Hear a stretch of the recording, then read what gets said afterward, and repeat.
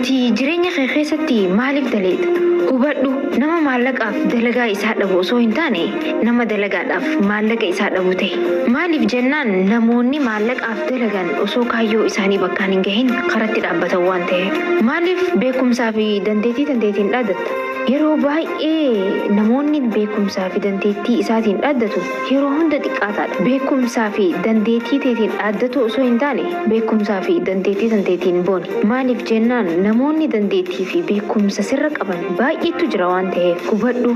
Dhaaddannaan tantee bakka takka sin geessitu waan ta'eef. Kanaaf gaafa nama hundaa oliin dandeettii qaba jettee dhaaddattu namoonni sirra caalaa dandeettii qaban hedduun akka jiran beekuu qabda. Kanaaf namoonni dandeettii baay'een qaba jee namootatti dhaaddatu yeroo baay'ee kufaa fi duubatti hafaa ta'anii argaman. Namoonni dilli kaayyoo isaanii bakkaan gahanii bakka guddootti argamanii bakka isaaniin maltu irratti tattaa'an.